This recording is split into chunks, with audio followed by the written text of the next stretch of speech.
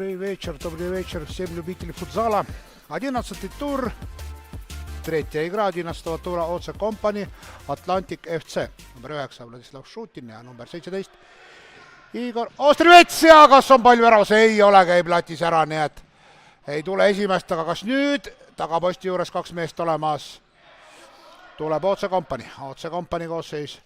Andrei Tšubika ja number 1, number võistkonna väravaht, number 17 võistkonna kapten Maksim Popov, number 11 Vjatšeslav Titjunik, number 50 Aleksandr Drahhanov.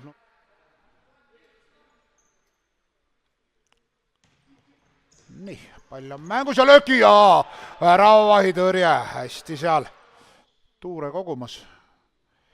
Nii meil siin Grand Liigas hästi põnev hooaeg on käimas. Ja lööti Kobalenko. Löögi püüab Tšubik. Nii, aeg on meil seisma pandud, kuna siin on tehniliselt vaja täpselt, leti olla siin igaks juhuks. Nii, ei ole löögi kohta, kaitses ka hästi. Ja saab nüüd ikka Paulenko palli vahelt.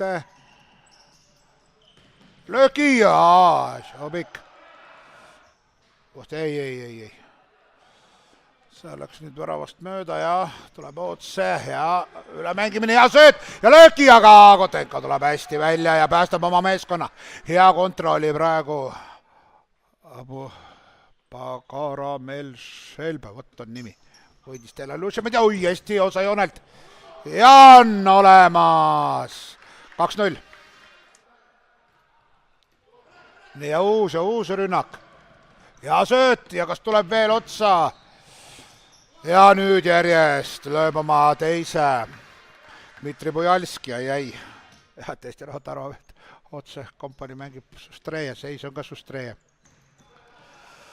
Ja taas otse ja pall keskele, ei nüüd ei lähe.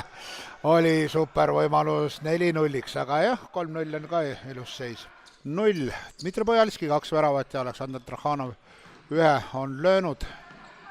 Ja kohe tuleb. Nii, tundub, et on, vaata, kordus tuleb vist, tundub, tullakse vaatama. Oli küll hea positsioon, kohtunikud tuletan meelde. Andres Jahimaa, Gunnar Nuuma. Ja kordus pärast video vaatamist on 4-0 seis.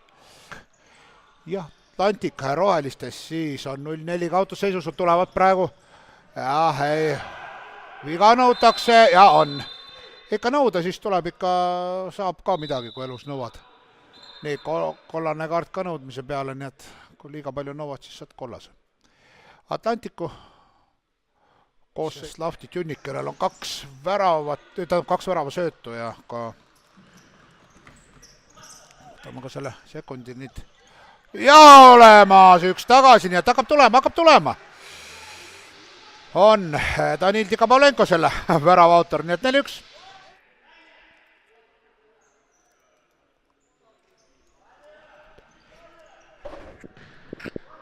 Uus nurgalöök. Teine voor käimas. 2 alagrupist teine voor on mängitud ja nüüd on olemas ja saab oma teisel poolel Vjatšeslav Titjunik.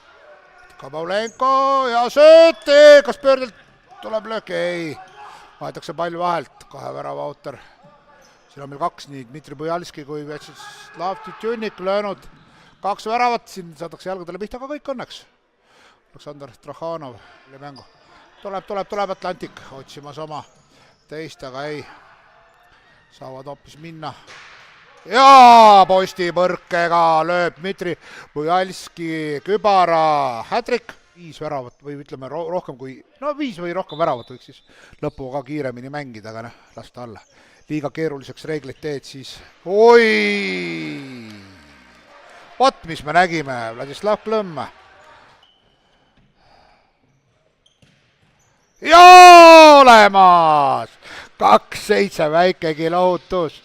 Viga küll kätte ei saadud, aga värav saadi, nii et tulemus, aga mis ta siis jäi? 7-2 esimese poolaja 3-0 võidab OC Company ja tõuseb tabelis meil liidriks. Tak что новый лидер OC Company 25 очков.